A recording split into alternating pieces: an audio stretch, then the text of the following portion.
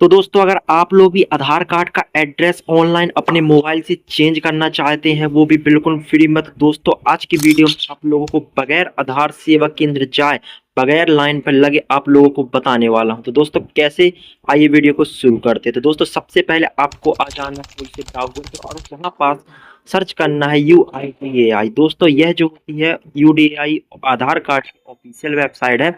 इस पर आप जैसे ही फर्स्ट वाली वेबसाइट पर क्लिक करेंगे तो आपके सामने कुछ इस प्रकार का इंटरफेस आ जाएगा। अब आपको अपने हिसाब से लैंग्वेज को चूज कर लेना है, जैसा कि मैं इंग्लिश को कर लेता हूं। अब आप देखेंगे कि मेरे सामने 3-4 ऑप्शन खुलकर आ जाते हैं, तो हमें जो है वो सिंपल सा गेट आधार वाले ऑप्शन पर क्लिक कर देना है। मैं थोड़ा हाईलाइट कर देता हूँ, आपको दिखेगा कि गेट आधार वाला ऑप्शन, उस पर क्लिक करते ही मेरे सामने कुछ न्यू ऑप्शन खुलकर आ जाएंगे। अब आप देखेंगे यहाँ पास कि मेरे पास book appointment, order, PBC card, check status वगैरह के ऑप्शन दिखाई दे रहे हैं। तो मुझे बुक एंड अपॉइंटमेंट पर सिंपल सा क्लिक कर देना है। अब यहाँ पास क्लिक करने के बाद आप लोगों को नीचे देखेंगे तो सेलेक्ट सिटी एंड लोकेशन का ऑप्शन आएगा, है ना। तो आपको यहाँ पास अपनी नियर बाय सिटी को जो है वो लोकेट कर लेना है, मतलब चूज कर लेना है। जैसा कि मैं कर लेता हूँ मेरे हिसाब से, जैसे भोपाल है मेरे पास में तो मैं उस पर क्लिक कर देता हूँ। आप चाहे तो नीचे वाले प्रोसेस टू बुक अपॉइंटमेंट पर क्लिक करके यहाँ से आप अपनी लोकेशन से भी कर सकते हैं। तो मेरा फर्स्ट ही में हो गया, इसलिए मैं पहले ही कर लेता हूँ। पहले वाले पर क्लिक करने के बाद आप देखेंगे कि मेरे सामने एक नया इंटरफेस खुलकर आ जाता है। अब आप लोग चाहें तो यहाँ से न्यू आधार भी बुक कर सकते हैं, तो मैं आधार अपडेट पर ही रहने देता हूँ, क्योंकि मेरे को आधार कार्ड अपडेट करना है, मेरे को एड्रेस चेंज करना है। अब आप देखेंगे कि यहाँ पास मोबाइल नंबर फिल करना है और कैप्चा फिल करना है। तो मैं फटाफट अपना मोबाइल नंबर डाल देता हूँ और कैप्चा फिल कर देता हूँ। अब जैसे ही मैं कैप्चा फिल करने के बाद सेंड ओटीपी पर क्लिक करूंगा तो आपके पास जो भी मोबाइल नंबर है जिसमें जो भी आप डाले हुए हैं उस पर ओटीपी आएगा और उस ओटीपी को यहाँ सिंपल सा फिल कर देना है।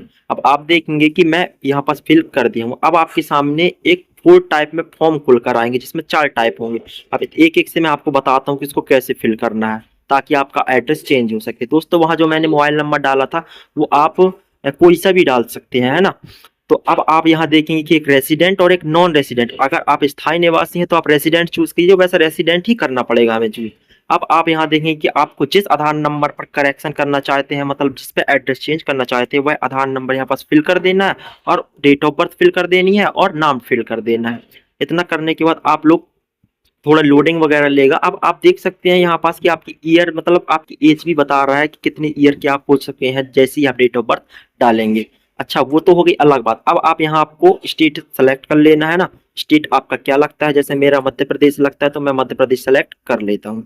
अब आप नीचे देखेंगे तो आपको सिटी सेलेक्ट करने का ऑप्शन आएगा, तो आपकी जो भी सिटी है उसको सेलेक्ट कर लीजिएगा। सेलेक्ट करने के बाद आपको एक आधार सेवा केंद्र सेलेक्ट करना है। जो भी ऑप्शन आ रहे हैं आप उसके पास का आधार सेवा केंद्र सेलेक्ट कर सकते हैं। अब आप जो है मेन पेज पर आ जाएंगे। अब मेन पेज पे दोस्तों यहाँ पास आप लोग देखेंगे, यहाँ पास नेम अपडेट करने का भी ऑप्शन मिल जाएगा आपको, है ना। जेंडर अपडेट करने का भी ऑप्शन मिल जाएगा और नया मोबाइल नंबर भी, ईमेल भी, एड्रेस भी, आप कुछ भी चेंज कर सकते हैं। तो मेरे को तो है दोस्तों वो तो करना है एड्रेस अपडेट, तो एड्रेस वाले कॉलम पर मतलब बॉक्स पर चेक मार्क कर देता हूँ। अब आप देखेंगे कि मैं ये जो है एड्रेस वाला जो मेरा बॉक्स है उस पर मैं चेक मार्क करता हूँ।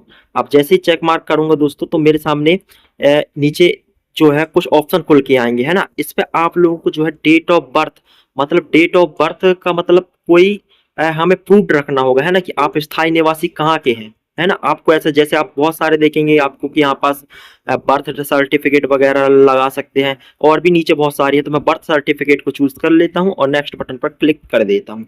अब आप जैसे ही नेक्स्ट बटन पर क्लिक करते हैं तो आपके सामने देखेंगे कि कुछ इस प्रकार का इंटरफेस आता है ना। तो मैं नेक्स्ट बटन पर क्लिक करके आप देखेंगे कि मेरे पास अपॉइंटमेंट मतलब डेट और टाइम सेलेक्ट करने का ऑप्शन आता है। दोस्तों आप जो भी डेट सेलेक्ट करें हैं, यदि उस पर रेड रेड आता है तो इसका मतलब है दोस्तों आपका उस दिन अपॉइंटमेंट नहीं हो सकता है। तो दूसरे दिन के लिए हमें दूसरी डेट देखना है। अब आप देख सकते हैं जो भी मैं डेट सेलेक्ट किया हूँ 30 तारीख, उसमें मैं 9 से 9:50 AM तक मैं जाके अपॉइंटमेंट, मतलब ये देख सकते हैं 30 सितंबर को मैंने 9 से 9:50 तक जैसे ही उस पर क्लिक करता हूँ आगे की ओर, मतलब इस समय पर जाके अपॉइंटमेंट ले सकता हूँ। अब आपके सामने एक रसीद टाइप में आ जाएगा, यहाँ पास आपको सारी जानकारी मिल जाएगी कि अपडेट क्या डॉक्यूमेंट है, क्या मतलब वो है कि आपको मोबाइल नंबर, सारी चीज़ें यहाँ पर लिख कर आ जाएंगी। अब आपको ओके बटन पर क्लिक करना है, एक डायलॉग बॉक्स आएगा, उस पर ओके कर देना है। ओके करने के बाद आपको थोड़ी सी प्रोसेसिंग लेगा और प्रोसेसिंग के बाद आपको पेमेंट वाले ऑप्शन पर ले जाएगा। दोस्तों इस पर जो है आपको 100 रुपए की पेमेंट करनी होगी। वह आपको credit card, debit card, net banking, UPI किसी के भी माध्यम से कर सकते हैं। जैसे ही मैं यूपीआई पर मेक पेमेंट पर क्लिक करता हूँ। अच्छा हाँ दोस्तों, अगर आप लोग चाहे सोच रहे हैं कि हमारा यहाँ पैसा ऑनलाइन भी लग जाएगा, फिर वहां जाएंगे तो फिर लगेगा, दोस्तों ऐसा नहीं। आप एक बार ऑनलाइन पेमेंट पेड कर देंगे तो आपका जो है लोक सेवा केंद्र पे आप जब भी जाएंगे, वहां जो भी अपॉइंटमेंट लिए है, वहां पर जाने के बाद आपका कोई भी पैसा नहीं लगने वाला है। तो आप लोग इस चीज़ की टेंशन बिल्कुल मत लें। अब आप देखेंगे कि ये आप किसी भी चीज़ से पेमेंट कर सकते हैं ना। तो मैं पेमेंट करके दिखाता हूँ आप लोगों को। मान लो कि मैं क्यूआर से कर सकता हूँ, है ना। मैं फोन पे, गूगल पे, किसी भी चीज़ से कर सकता हूँ। दोस्तों इस प्रकार से हम लोग पेमेंट कर सकते हैं और आपके सामने जो रसीद आएगी उसको लेकर आपको सिंपल से चले जाना है। आपको उसी टाइम पे, उसी डेट पे आधार सेवा केंद्र आपका एड्रेस अपडेट हो जाएगा।